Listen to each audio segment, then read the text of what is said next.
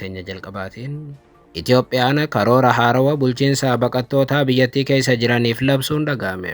Kun ammoo dhaabbanni mootummoota gamtoomanii wayita deeggarsa maallaqaa baqattoota hanqatee jiraachuu ibsutti ture. Bal'inaan dhageessu. Oduu biraatiin namichi hoolotaatti abbaa seeraatii fi haadha warraa ofii dhaddacha irratti ajjeesee ture of ajjeesuun himame. Namni kun akkamiin of ajjeese bal'inaan dhageessu. Oduu teenya xumuraaf biyya alaatiin immoo Israa'elii fi Hizboollaan dhukaasa dhaabuudhaaf walii galuu aangawoonni Ameerikaa beeksisan.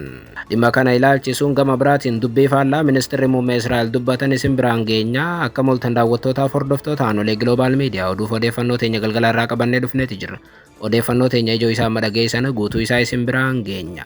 Haga xumuraa sagantaa teenyaatti dhaggeeffachuun yaada qabdan gara koomentiitiin nuuf barreessaa. Viidiyoon teenya namoota hedduu biraa akka dhaqqabduuf immoo laayik, share, subscribe godhuun dagatinaa isiniin jenna. Kallattumaaniin gargabaas bal'aattiin isin qajeelcha. Oduu teenya jalqabaatiin Itoophiyaan karoora haarawaa bulchiinsa baqattootaa biyyattii keessa jiraniif labsuun dhaga'ame. Kun ammoo gamtaan mootummootaa wayita deeggarsi maallaqaa baqattootaa hanqatee jiraachuu ibsaa jirutti ture. Haaluma kanaan mootummaan Itoophiyaa waxabajjii 18/2026tti hojiirra oolmaa karoora bulchiinsa baqattootaa biyyattii keessa jiran ilaallatu maakkateet jedhamu addunyaadhaaf ifa taasise. Kunis federeeshinii biyyaalessaa keessatti seena qabeessaa fi hammatamuu hawaas dinagdee baqattootaa fayyeessuuf akkasumas ammoo raalee fi tajaajiloonni hawaasa baqattootaa simatanii cimsuudhaaf kan kaayyeeffatedha jedhameera. Mootummaan karoora kana kan ifoomse wayita dhaabbanni mootummoota gamtoomanii kan baqattootaa yookaan UNHCR hanqinni gargaarsaa maallaqaa baqattootaaf taasifamu isa mudatee jiraachuu ibsetti ture. Sirni eebba karoora baqattoota Itoophiyaa keessa jiran ilaaluu kan sadarkaa olaanaa kun addabaabaa'ii yaadannoo Aduwaa keessatti kan gaggeeffame yoo ta'u, mootummaaf qooda fudhattoonni gurguddoon irratti hirmaataniiru. Kunis daandii deeggarsa mootummaa alaa irratti hirkate irraa gara furmaata mootummaadhaan hoogganamuutii fi misooma itti fufiinsa qabuutti ce'umsa mootummaa Itoophiyaa agarsiisaa jedhame. Marii bal'aa dhaabbilee mootummaa, qooda fudhattoota misoomaa, ejansiilee dhaabbata mootummoota gamtoomanii, dhaabbilee hawaasa siviiliitii fi bakka bu'oota baqattootaa waliin taasifameen kan qophaa'e qajeelfamni kun baqattoota sirnoota biyyoolessaatii fi karoora misooma naannoo keessatti hammachuu kan kaayyoo ijoo taasifatedha.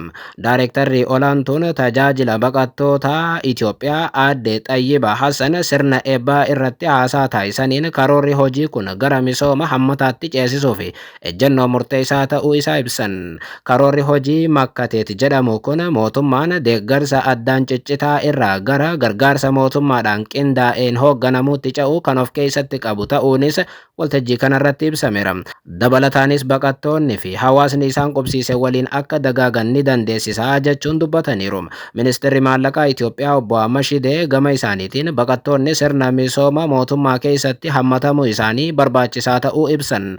Afayaa'iin mana maree bakka bu'oota uummataa obbo Taaggasa Caafoo karoora kanaan mootummaan naannolee baqattoota keessummeessan irratti hundaa'uudhaan hammattummaa baqattoota hawaasa keessummeessu keessatti hojiirra oolchuudhaaf qophii ta'uu ibsan. Karoorri kun imaammata barreeffamaa qofaa miti, mala ittiin misoomaa fi hammattummaa waliin geenyuudha kan jedhan Afayaa'i Taaggasaan. Mootummaan sadarkaa biyyaalessaatti haalli jiru baqattootaaf hawaasa isaan qubsiisuuf eegumsa nageenyaatiif carraaqqii akka argatan kan mirkaneessuudhaas jedhaniiru. Mootummaan Itoophiyaa imaammata kana naannolee baqattoonni keessa jiraatan hunda keessatti hojiirra oolchuudhaaf kutannoo isaa kan ibse yoo ta'u, tumsi dhaabbilee gargaarsaatiif kan waa'ee baqattootaa irratti hojjetan barbaachisaa akka ta'e himameera. Koomishinarri dhimma baqataa gamtaa mootummoota Barham Saalii imaammata haaraa Itoophiyaa kana jajaniiru. Koomishinar Saalii Itoophiyaan eegumsi baqattootaa fi misoomni wal faana akka adeemu biyya mirkaneessiteedha jechuun dubbatanii haalli kun kaayyoo dhaabbatichi maxxantummaa gargaarsaa hir'isuudhaaf qajeelfateen kan wal simu ta'ullee ifoomsaniiru.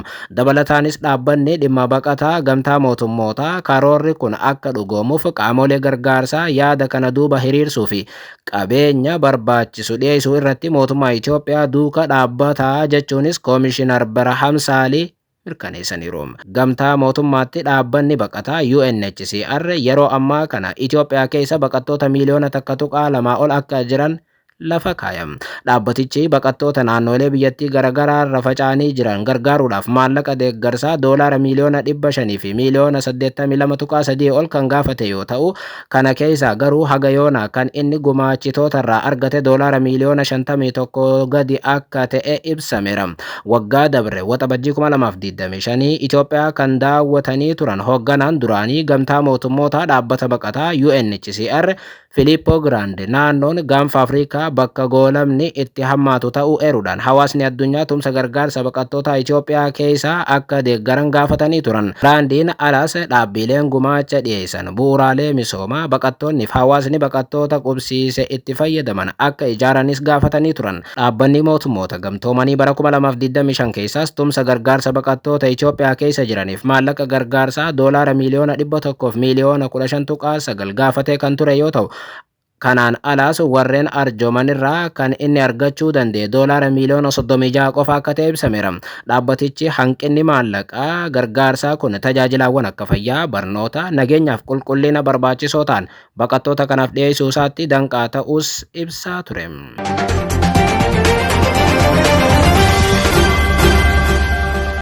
Oduu biraatiin namichi hoolataatti abbaa seeraatii fi haadha warraa ofii dhaddacha irratti ajjeesee ture of ajjeesuun himame.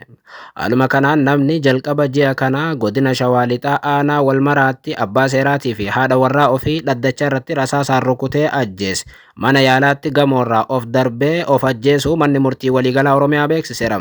Himatamaan obbo Aqnaaw Baqqalaa jedhamu kun gaafa waxabajjii 2026 dhaddacha irratti abbaa seeraa Warqee Fakkansaa jedhamtuu fi haadha warraa ofii isaa rasaasaan erga rukutee booda ofii isaattis dhukaasuudhaan miidhaa irra gaheen yaalamaa turuu fi bakka itti yaalamaa ture hospitaala Phaawulositti darbii sadaffaarraa of darbatee of ajjeesee jedha. Ibsi mana murtii waliigalaa Oromiyaa irraa arra bahe. Ajjecha aadde Warqee Fakkansaatiin wal qabatee poolisiin qorannoo gaggeessaa kan ture yommuu ta'u, guyyaa irraa yaalii isaa xumuree hospitaala baafamuudhaaf qophiin taasifamaa yeroo jirutti foddaa irraan of darbatee akka of ajjeese manni murtichaa fuula miidiyaa hawaasummaa isaa irratti ibsa baaseen beeksiseera. Aanaa Walmaraatti abbaan seeraa aadde Warqee Fakkansaa gaafa waxabajjii 2026 murtee dhimma obbo Aqnaaw Baqqalaatiif haadha warraa isaa osoo dubbisaa jiranii dhaddacha irratti himatamaadhuma kanaan ajjeefamuun dheekkamsa kaasee ture.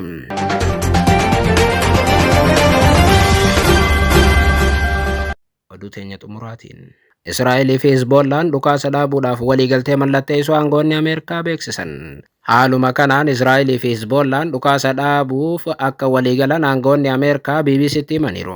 Dhukaasa dhaabuun kun jimmata akka sa'aatii biyyattiitti sa'aatii 10 irraa kaasee hojiirra oolaa jedhame. Waraanni Israa'el IDF gama isaatiin lolli Hizboollaa waliin dhaabbachuu mirkaneesseera. Dubbi himaa waraana Israa'el Birgaadeer Jeneraal F. Defriin dhukaasa dhaabuu keessa jirra. IDF yoo ergamaaf waamame loluudhaaf qophiidha jedhaniiru. Israa'el kaleessa halkan kibba Libaanoositti haleellaa raawwatte namoota 47 ajjeesuu fi 97 madeessuu ministeerri fayyaa biyyattii beeksiseera. Kana booda ture waliigaltee dhukaasan dhaabuu kunis kan mallatteeffame. Israa'el gama isheetiin loltoonni 4 haleellaa hidhattoota Hizboollaatiin jala ajjeefamuu beeksifteetti. Ameerikaa fi Iraan waliigaltee nagaa mallatteessuu hordofee walitti dhufeenyi Doonaald Tiraampiif ministeera muummee Israa'el Beniyaamin Netanyaahuu jidduu jiru sababa kanaan akka laafaa dhufe himamam. Wiixata kaleessaa yaa'ii G7 Faransaayitti gaggeeffame irratti kan dubbatan pirezidaanti Tiraamp Netanyaahuun nama gaariidha garuu yeroo tokko dafee mirqaanaa jechuun dhimma waraana Libaanoos irratti qeeqanii turan. Netanyaahuun kun suuta deemuun akka isa barbaachisu dubbata Tiraamp. Tiraamp itti dabaluudhaan yeroo hunduma namni Hizboollaa tokko yoo itti seenu gamoo diiguun hin barbaachisu jedhan. Garuu kaleessa itti aanaa pirezidaantii Ameerikaa kan ta'an J.D. Vance mormii miseensonni kaabinee Israa'el waliigaltee Iraanii fi Ameerikaa irratti taasisan akka hin jaallatin gaazexeessitootatti himaniiru.